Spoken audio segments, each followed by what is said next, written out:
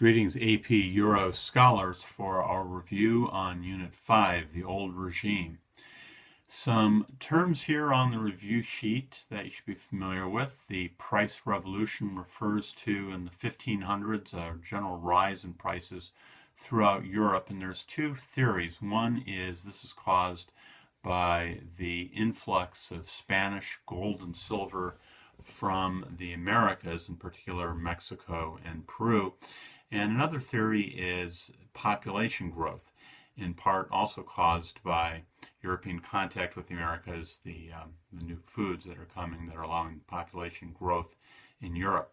The term commercial revolution, this refers to the increase in overseas trade after the discovery of the Americas, after, I think, Christopher Columbus, 1492 and after. And this commercial revolution is going to provide the capital that later will be the foundation for the Industrial Revolution. The Agricultural Revolution, one more phrase here with the word revolution in it, 1600s and 1700s, the increase in agricultural production. And again, this is one of the things that's going to help bootstrap the Industrial Revolution. You can't have people moving to cities and urban areas unless you have more food for them. And this is going to come from a number of things. In the Netherlands, you have the reclaiming of land from the sea by the Dutch. But in England, you have, in particular, crop rotation. You have the introduction of new crops. You have the invention of the seed drill by Jethro Tull. You have the enclosure movement. And the enclosure movement's effect on the Industrial Revolution is common land. Perhaps half the land in England is going to be fenced off by the wealthy. The poor are going to be evicted. And this is going to become the cheap labor pool later on for the factory system that is slowly going to be developing at the tail end of the 1700s, early 1800s. And you're going to need more efficient food production, which will be allowed by the enclosure movement for this growing urban population. The cottage industry, or the putting out system, this refers to where textile merchants are farming out their products. They're having women in their off time here, whether it's in the winter or when they're not out tilling the land. Women are making the thread, they're weaving the cloth, they're doing this work at home. And the term proletariat, this refers to the factory workers. These are the workers who no longer control what's called the means of production, to use a Marxist term. Calvinism's influence on England's towns and commerce. Well, there's this guy, in 1934, Max Weber, and his The Protestant Ethic and the Spirit of Capitalism, is going to argue that capitalism is born out of an authoritarian nature of the city middle class, and free trade is born out of religious freedom, especially Calvinist Puritans in England. And there's this idea that salvation is uncertain for Calvinists because God, of course, is doing the electing. So how are you going to find out if you're saved? Well, you're going to look for signs that God has blessed your faithfulness through prosperity. So this Calvinist urban class is going to be working hard out of religious anxiety, that this Calvinist urban class is going to chafe at the restrictions of the Anglican aristocracy and the landed class. And you've got this clash that's from these people that are ambitious. They are exerting themselves against a system that's perhaps unfair, the system of mercantilism. And it's the Calvinists, it's the Puritans, it's the city people that are throwing their elbows, and they're creating this very dynamic commerce that is going to break ultimately this old feudal system. England industrializes first for a lot of reasons. One is plentiful amounts of coal, iron ore, you have good infrastructure, you have good roads, you have growing canal system, you're never farther than about 70 miles from the sea, and you have a stable participatory parliamentary system, and you have a stable banking system. You have courts that are defending property rights. You have relative social mobility compared to the rest of Europe. And there's an inventiveness, there's an innovation, and this commercial revolution is going to be providing this capital. Long before there's big factories and big cities, you have the commerce is bringing wealth of the world to England, and then of course the agricultural revolution as well. And all combined, this is allowing England to prosper as work leaves the homes to factories before much of the rest of Europe. The bourgeoisie and how they change European society. Well, the bourgeoisie, or the burghers, or the middle class, or the city people, these are those. These are people who they're not the nobility at the top of the heap, and they're not the peasant farmers who, were working the land for the last 1,000 years. This is this group, and there's some historians argue that it's the growth of the middle class that defines modern Europe. And you see this starting way back in the Renaissance. These are people with energy. They're restless. They're ambitious. They challenge authority, and they are, they're not fitting in this long-standing social hierarchy of sort of landed lords and farmers, and they're demanding economic freedom, and they're demanding political participation. Okay, switching gears here from cities here, slavery in America. Why slavery? Well, the Indians, about 90% of the Indians in North and South America will die in the first century of discovery, and the Europeans are going to go to Africa to find cheap labor to exploit, to abuse. And the Indians the slaves are primarily going to be working in this time period, this first 100 years. They're going to be working sugar crops in the Caribbean and in Brazil, and some other crops, tobacco and indigo and rice along the American coast.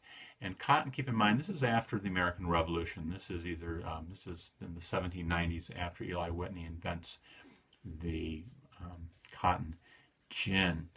And some effects of slavery. There was a question on political effects of slavery. One are slave codes restricting the rights, which there really aren't any, of slaves, and limiting, making it against the law to educate slaves, making it against the law to have sexual contact in at least North America between the English and their slaves, or not sexual, that happens, but that you can't have marriage, although you do have much more what's called miscegenation in Latin America, and limits on abolishing slavery. So the slavery is going to be codified into law, in particular in English North America. As far as the economy goes, you have slaves working plantation, export, agriculture, again, some of these crops, such as sugar and tobacco and rice and indigo and eventually cotton. Economically, you have that triangular trade. Those of you who've taken APUSH remember the movement of slaves from Africa to the Caribbean, and the molasses and the sugar is going to New England, and that's being turned to rum as a trade good to go pick up more slaves. Humanitarianly, the humanitarian effect of slavery, and this is an old part of that old AP question. There's sort of this caste system. Slavery becomes sort of the bottom rung, unless you're thinking of the Indians, and above this you have the whites who have the privileges. But slavery becomes based upon race, becomes based on racial inferiority, and there's horrible suffering under slavery. You have the poverty, you have arguably torture, forced labor, and the division of families as you sell off children and partners to profit and make money. Mercantilism, this is government regulation of trade. Think of Jean-Baptiste Colbert as the proponent. Earlier we talked about this in France. And the idea here is a country wants a favorable balance of trade, and you are going to support preferred industry via the government by subsidies, and you're going to have government monopolies, and you're going to have a tariff system that discourages imports. You want more gold and silver flowing into your country than flowing out. Kind of this idea that it's a zero-sum game.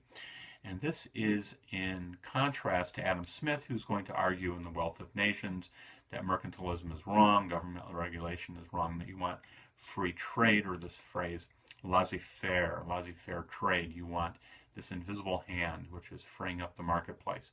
And the counterparts in France of Adam Smith and his invisible hand are the people that want free trade, called physiocrats. The encomienda is the Spanish farm, which has forced Indian labor. And the significance of Spanish missions, these are places in Spanish Latin America, where the Catholic faith is taught and European skills are taught: farming, animal husbandry, carpentry, weaving, and basic education is taking place. And this is largely driven by various Catholic religious orders. The Jesuits, the Dominicans, and the Franciscans are some of the big ones. Naval powers during this time period, right? Think of after 1492, the Spanish are first out of the gate. So the 1500s really belong to them. Then the 1600s is the golden age of the Dutch. 1700s on are the English. The English Navy will rule the seas. East Indies are first settled by the Portuguese. These are the Spice Islands everybody was trying to get to, and eventually they will be controlled by the Dutch until after World War II. The wars of the 1700s, just a few comments here. The War of Spanish Succession, and this is going to be over. Who's going to sit on an empty throne here in Spain? There's a candidate, an arguable candidate from France and from Austria. The rest of Europe pretty much goes to war against France to keep the Bourbon dynasty from uniting two countries. The war ends with a Frenchman on the throne of Spain, but the deal is they cannot unite these two thrones. You cannot have a united Spain and France. The War of Austrian Succession. Issue here is Charles VI, the emperor, the Holy Roman Emperor, dies without a son. He, through the pragmatic sanction, this kind of diplomatic deal for the rest of Europe to respect the integrity of Austria-Hungary under his daughter, Maria Theresa, who takes the throne. This is violated when Frederick II, Frederick the Great of Prussia, will attack Austria to peel off the German state of Silesia. And after this war, you see the ascendancy of Prussia, and you see the decline of Austria. 7 Years' War. The 7 Years' War arguably begins in America with struggle over control of the Ohio River Valley. The French and the English are clashing over the control of this area.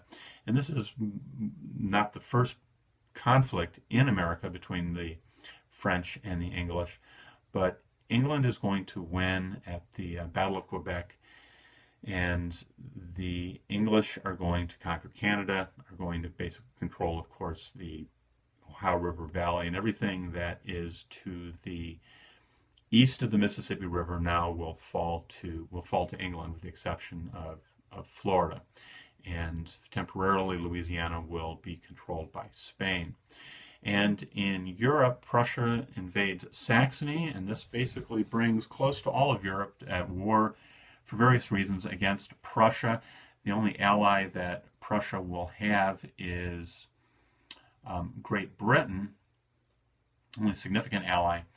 And Prussia is going to just narrowly snatch victory from the jaws of defeat here. At one time, Prussia's on the ropes here.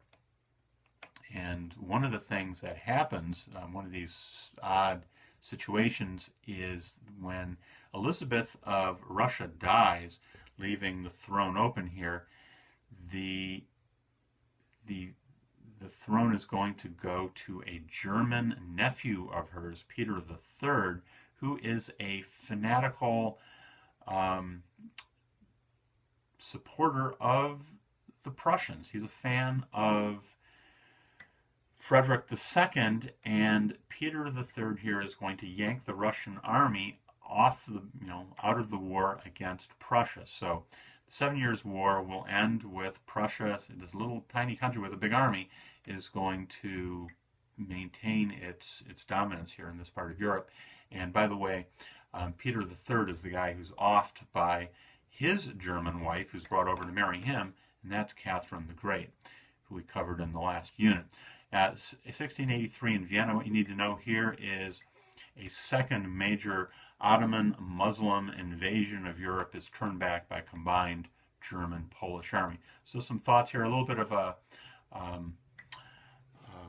mixture of topics here on war, trade wars, exploration settlement, and the slave trade, but also a little bit of the social hierarchy and some of these revolutions that are changing the old regime into a more urban, more industrial Europe.